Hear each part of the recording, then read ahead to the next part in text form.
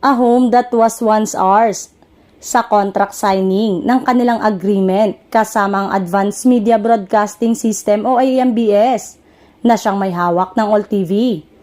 Nagbigay ng kanyang mensahe si ABS-CBN President at CEO Carlo Katigbak kaugnay ng kanilang pagbabalik sa kanilang itinuturing na tahanan sa loob ng higit na 33 years. Sa kabila ng halo-halong reaksyon mula sa publiko sa kanilang naging pasya. Being one of our longest program TV Patrol, back to Channel 2, I know there are some who feel some pain over our return of our former channel.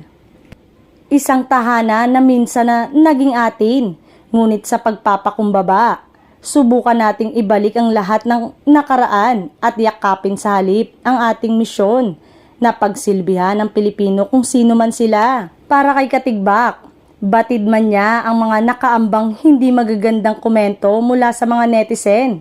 Ang mahalaga sa ngayon ay ang patuloy na pagbabahagi ng kanilang mga produkto sa iba't ibang platform.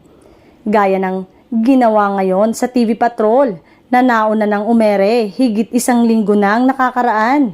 Nagpasalamat si Carlo Katigbak sa mga bumubuo ng All TV sa pagpapatuloy sa kanila.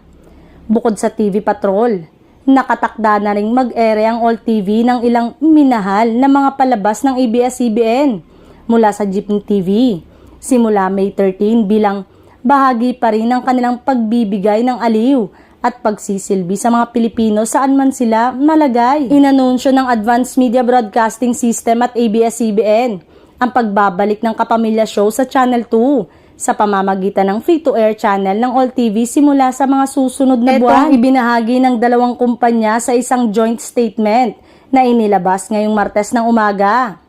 Matatandang inilipat ang dating frequencies na ginagamit ng ABS-CBN sa kumpanya ng AMBS.